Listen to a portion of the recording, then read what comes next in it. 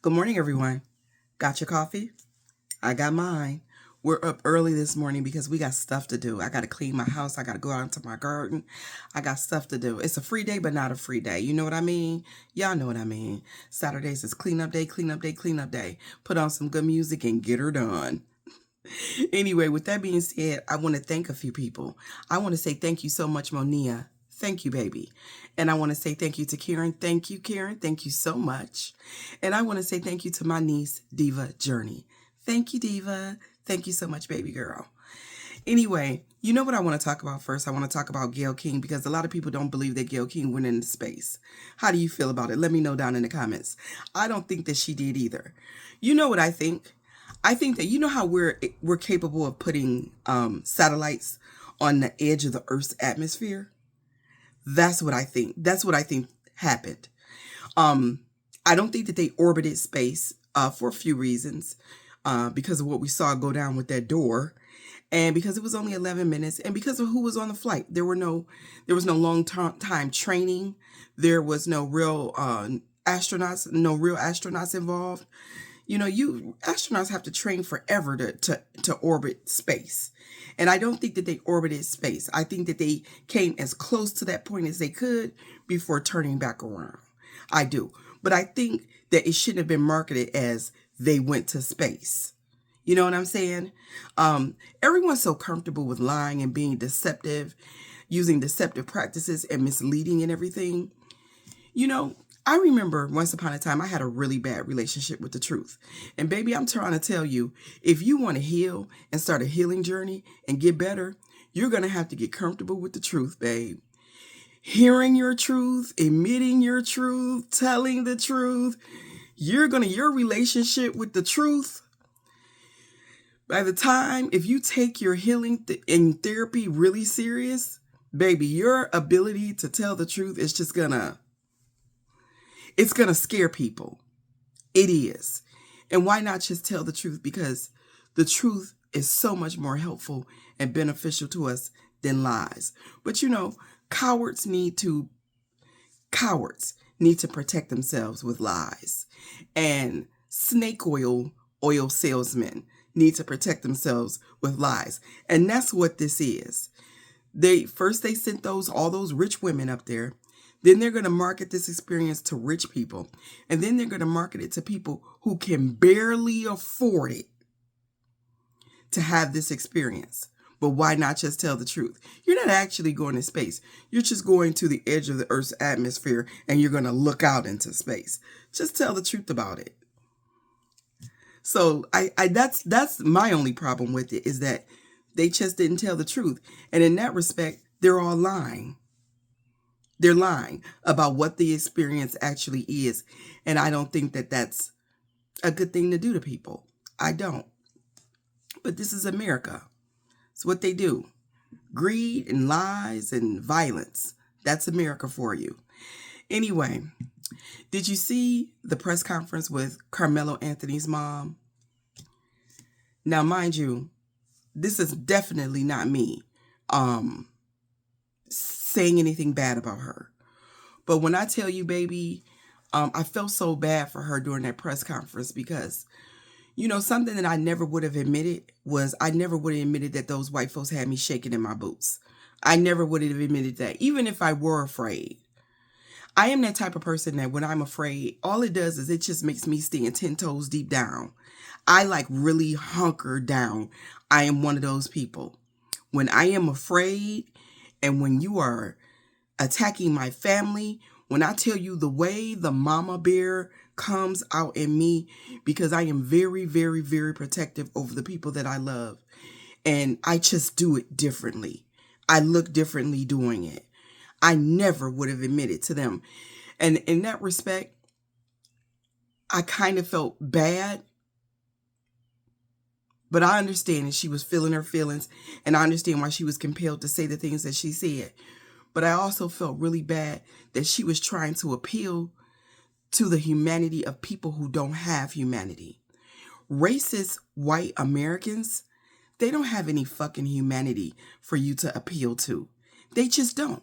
They're a bunch of fucking animals who lack humanity, so you can't appeal to that in them.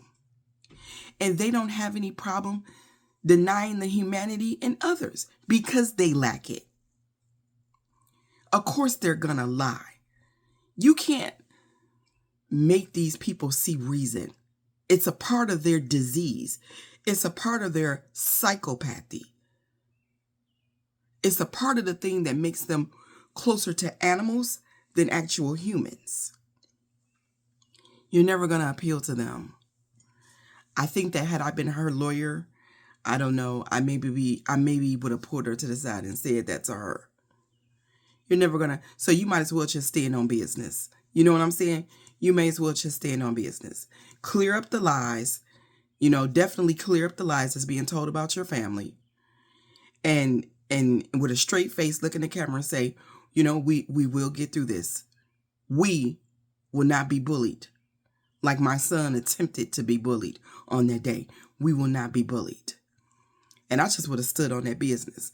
But that's me. And mind you, this is not me saying anything bad about that sister. We all got to be our own woman, our own person, our own human. And we all got to feel our own feelings and do our own thing. Okay? Now, in the meantime, in between time, what Target think Al Sharpton gonna do? And I think that's so funny that they think that Al Sharpton is a representation of black leadership. First, you killed all of our black leaders. So black people, we know not to let one of us rise up that high anymore. And we do that because we want to protect them from you all. Because the racists are that sinister. They will, when they see all of us listening to one person, what have they done? They have denied us that person, that leadership, by attacking and murdering them, assassinating them. Have they not? So we don't have any one leader anymore. And Al Sharpton, I wouldn't say that he is a leader in the black community. I would say that he's an activist in the black community.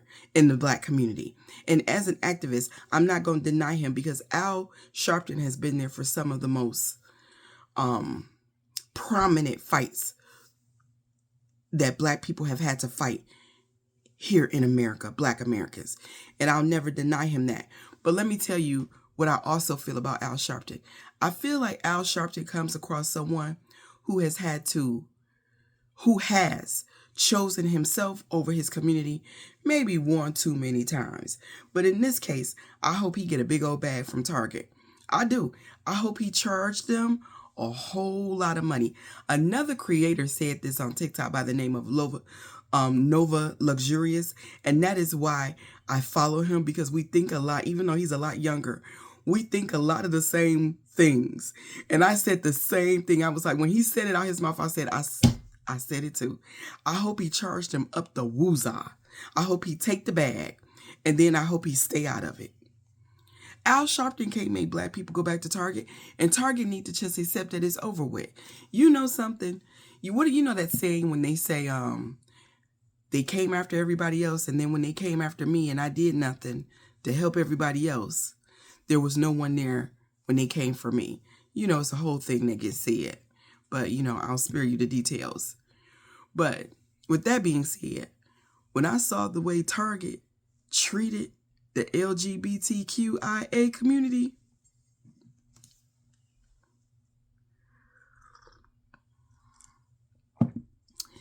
we talked a little bit about allies and how they moved yesterday in yesterday's video.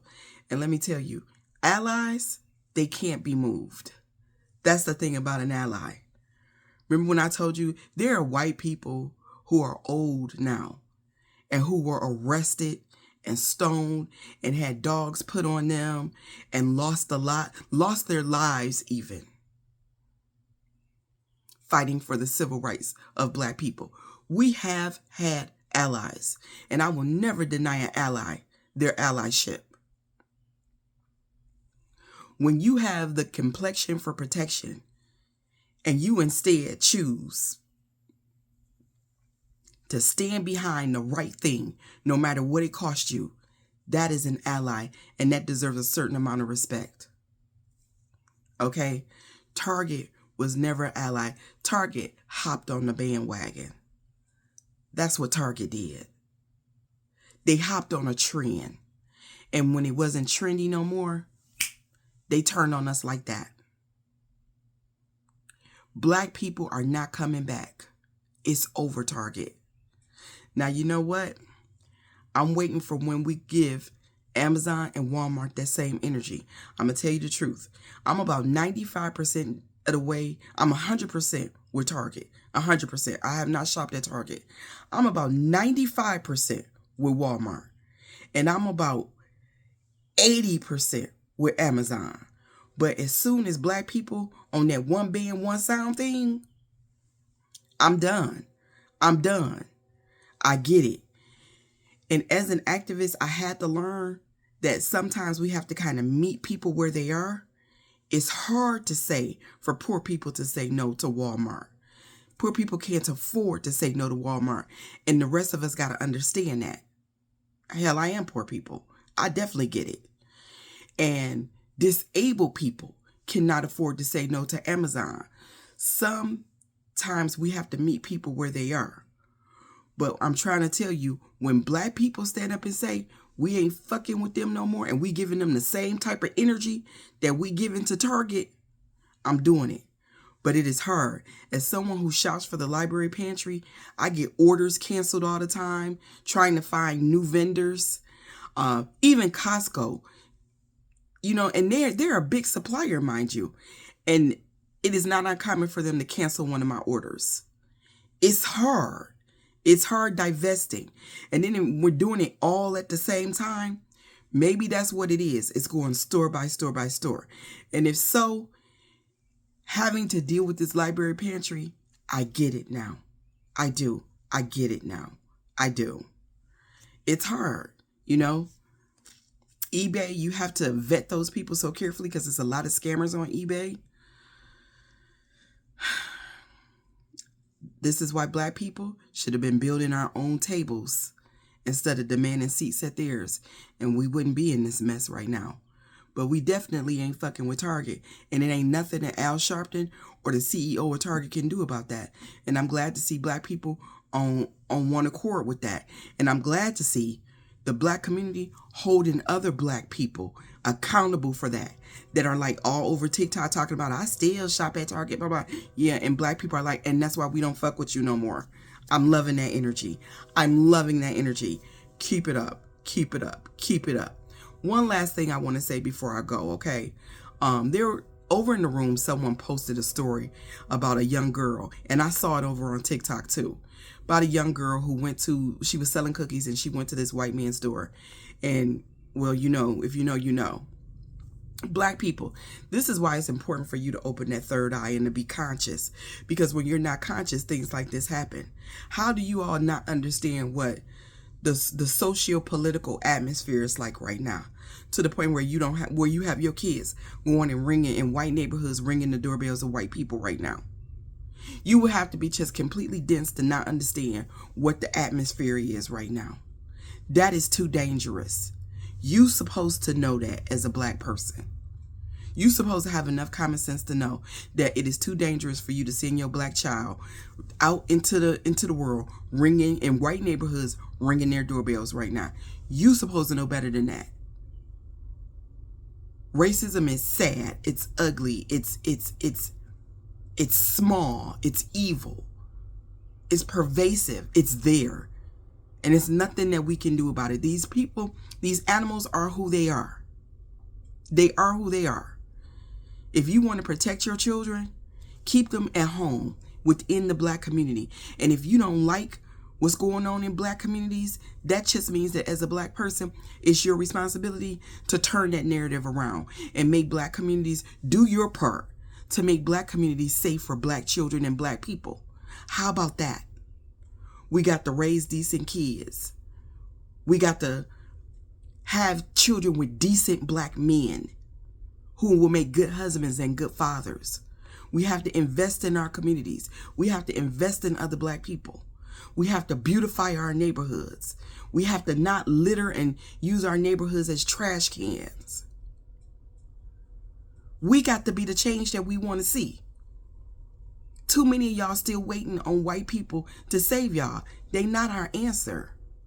They not our answer. Wake the hell up. Wake the hell up. With that being said, that's all that I have for today. If you would like to donate to the platform, I will leave my Cash App and my Venmo down in the library. Down in the comments. I've got the library pantry on my mind. If you would like to donate and support that, we would definitely appreciate it. Again, I will leave my Cash App and my Venmo down in the comments. Thank you so much for listening today, and y'all have a wonderful Saturday.